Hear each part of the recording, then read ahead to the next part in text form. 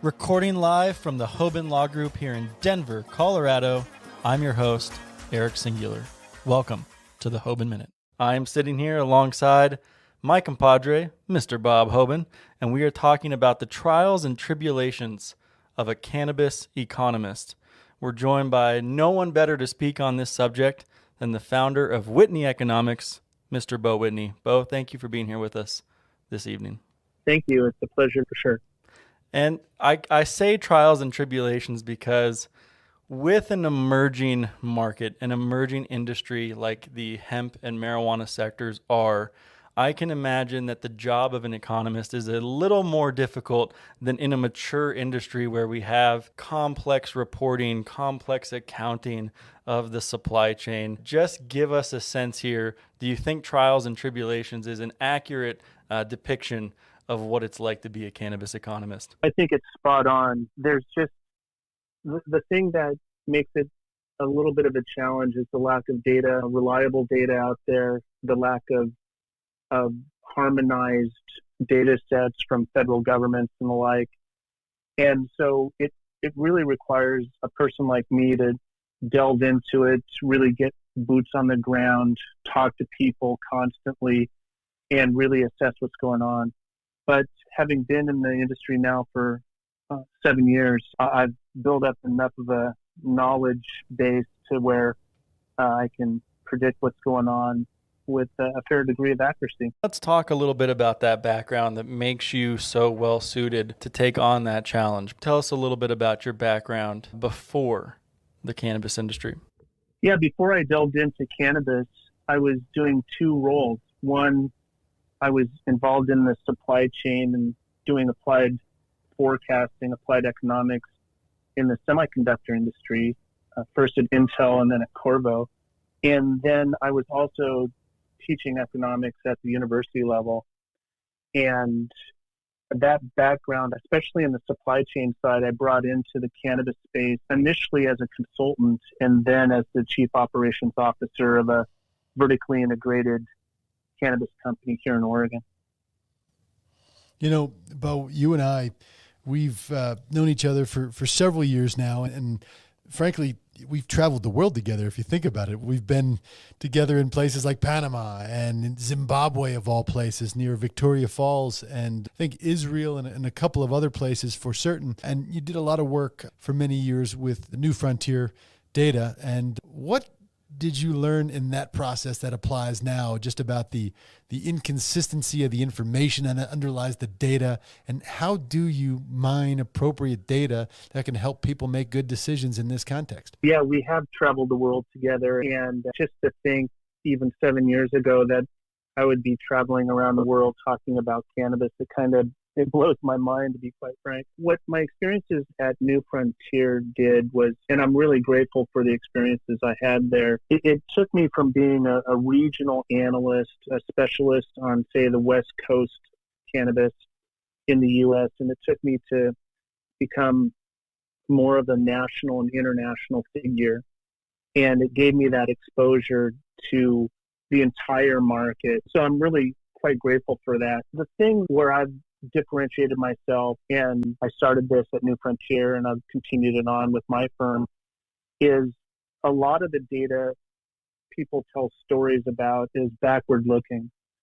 Where the value in the data is actually is in what does that data mean for the future of cannabis.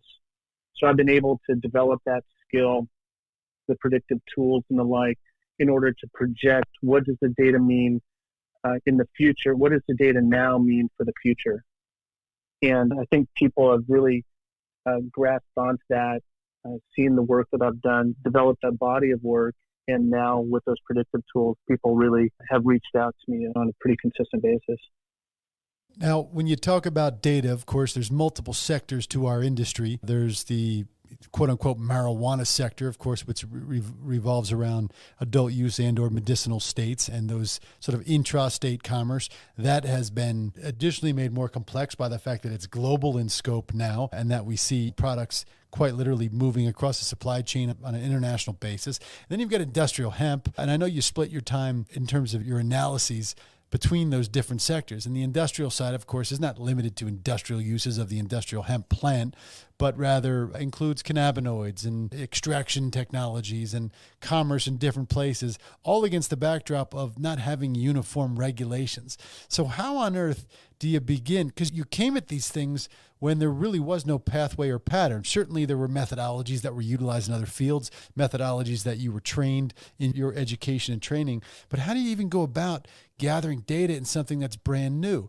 When you look at the marijuana sales in the marijuana sector, that was challenging, but also somewhat definable.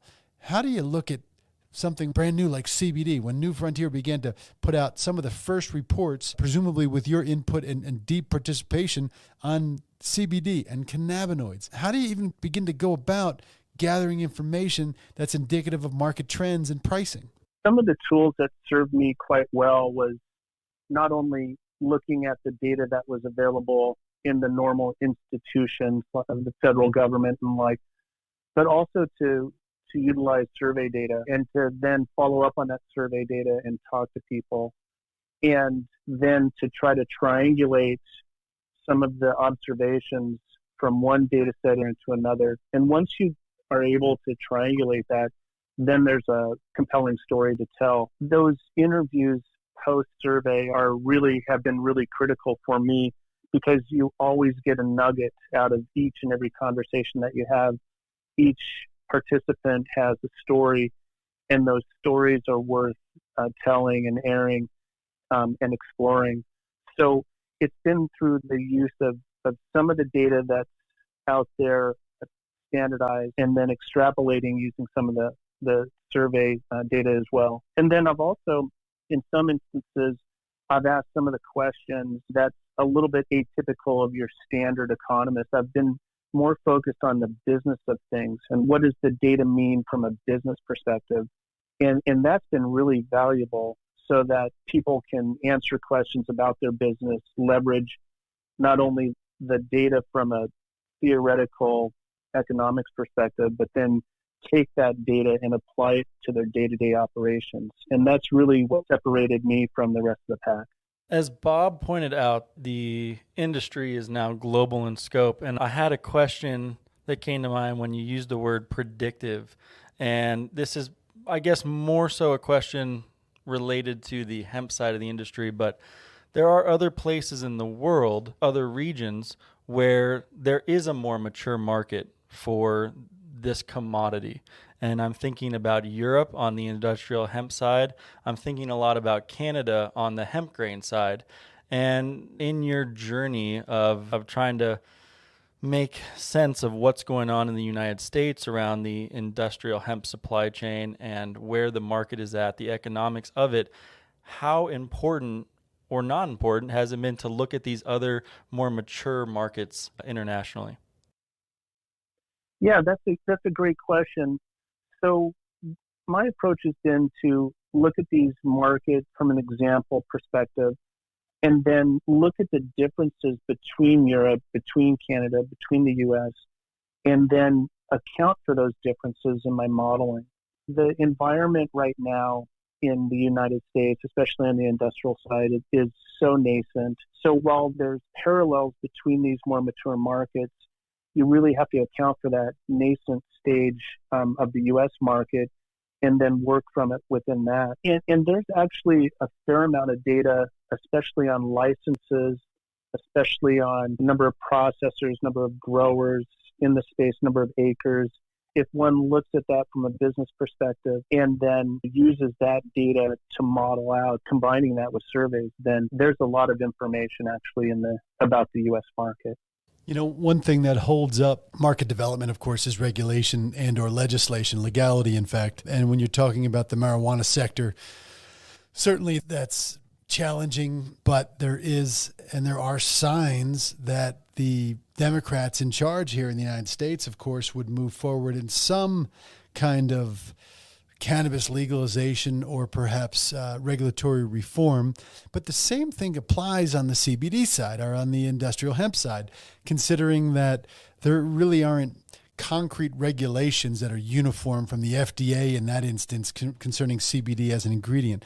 When you talk about being predictive and analyzing it and suggesting what will happen next, how does the regulatory environment, in your opinion, affect the pricing and the stability? Because if I'm using an economic model 2 years ago on CBD, for example, the pricing combined with the distribution outlets was substantially different than it is today when we've got an oversupply and a lack of regulations and a lack of uniform and standardized distribution outlets. And I think the same thing in part can be said for the marijuana sector. We have intrastate commerce. We have limited commerce that's mostly vertically integrated depending on which state you go to.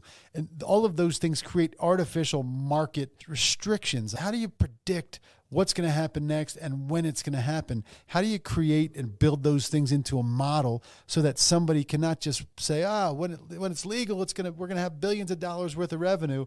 How do you anticipate those changes and build models around them? When I look at the higher THC side of the ledger versus the industrial side, it seems as though each market is one will advance past the other, and then the other will catch up and go past. And right now, I think hemp is in the lead from just a market perspective. And the reason I say that is because it's federally legal.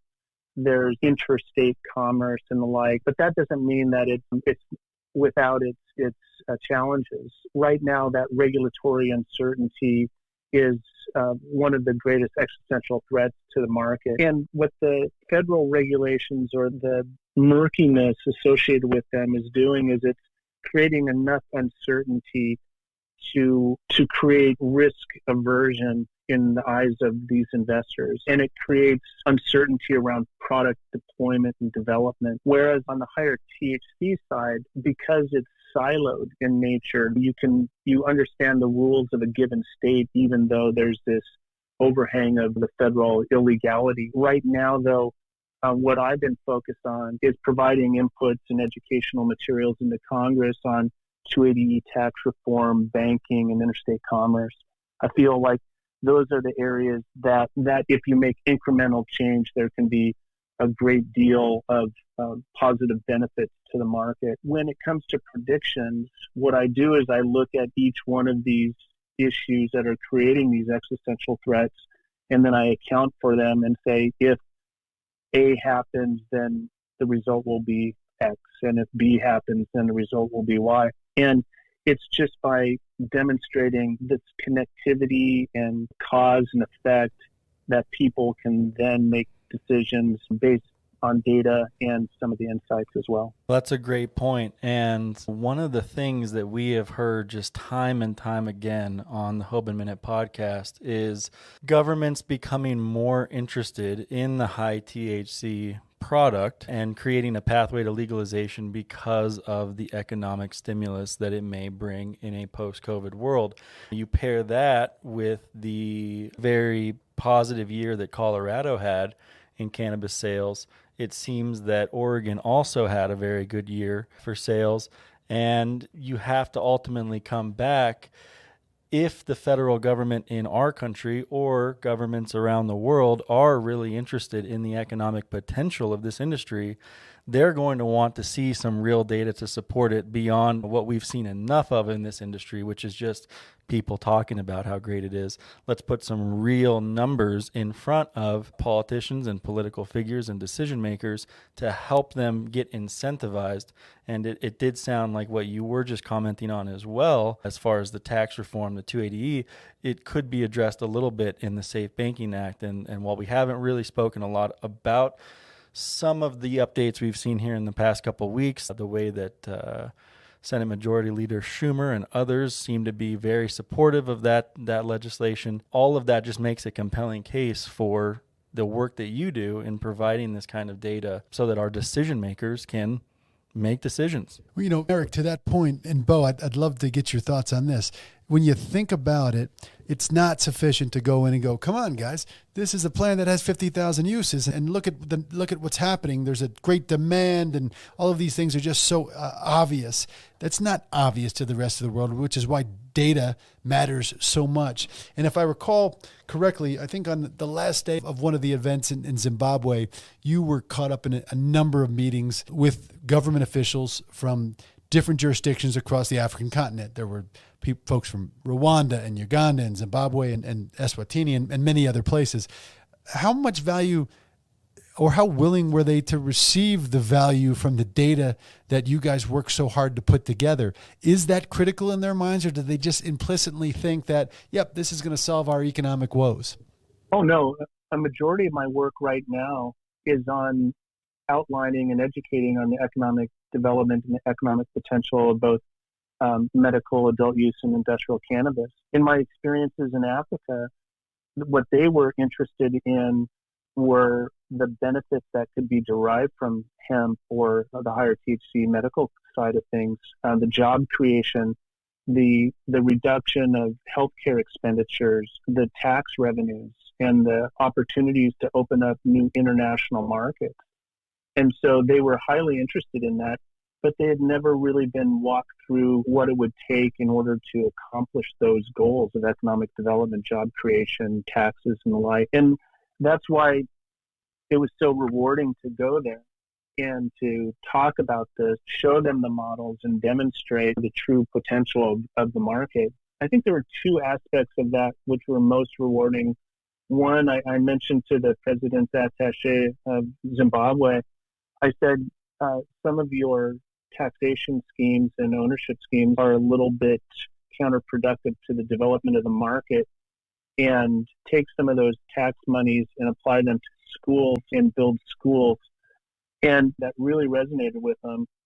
He said, I'll take that to the president tomorrow. I was somewhat skeptical that he actually would, but in fact, I confirmed with him directly that he did. And they're looking at using tax money from cannabis in order to build schools in Zimbabwe and elsewhere. That was extremely rewarding. And so it's issues like that that make this not just talking about adult use, medical, or industrial. It talks about how cannabis can impact society in so many different ways than just from a dollars and cents perspective.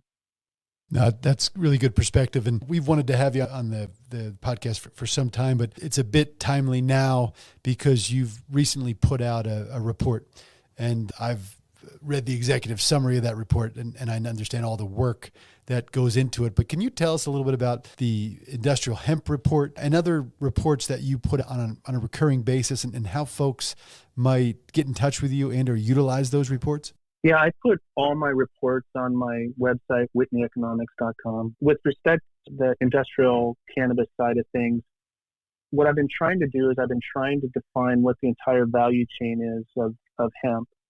And I started with cultivation, and then I've been trying to work my way up the value chain from cultivation or propagation to processing, to product manufacturing, and then on the retail side of things.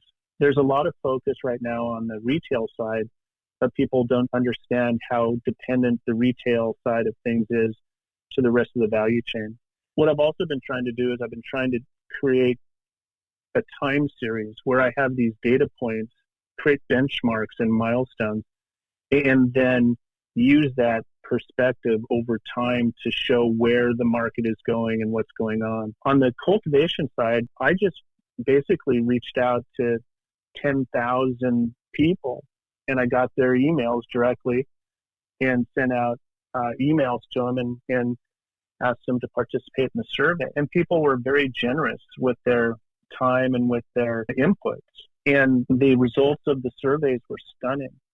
A majority of 65% actually of the respondents said that they didn't have a buyer for their crop. People didn't understand how to bring their product to market. People didn't have a relationship between cultivator and processor. And then they didn't know what it would take even to harvest or to scale into a commercial operation. So it was not a surprise, but what was a surprise is for the second year survey, which was published in a report in December, the cultivators that entered into the market made the same mistakes as the cultivators from the previous season. And so within the cultivation report, one of my key takeaways is to understand the value chain from seed to sale. And if you don't know where your products are going, then you're behind, and you're putting your business and your farm at risk. And in the process of finishing up a processing report based upon another survey, and this time several thousand processors, and the same issues that are facing the cultivators are being faced by the processors: lack of buyer, lack of understanding of the value chain, don't know where the product's going. And as a result, they buy these really expensive processing machines, and they're underutilized. I think the utilization of the overall capacity of processing was only 42%.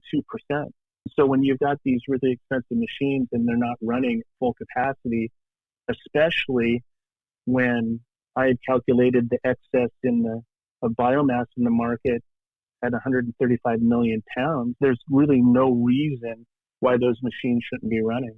It's been really fascinating to see the development of the market, to understand the different perspectives. And my next step in this whole process will be to look at the product manufacturing side of things. In my opinion, the product manufacturing side that utilizes that processed material from fiber and grains, especially on the CBD side, they're impacted by these federal regulations and the murkiness thereof. It's literally costing the industry tens of billions of dollars a year in market potential. And it's giving investors pause until there's regulatory certainty. Some product manufacturers have explicitly told me that it's too risky to enter in. They're doing maybe some formulations and product development, but they're definitely not doing a major product launch into the beverage scene or the cosmetic scene or in some of these other retail markets, because they just don't know if one day they're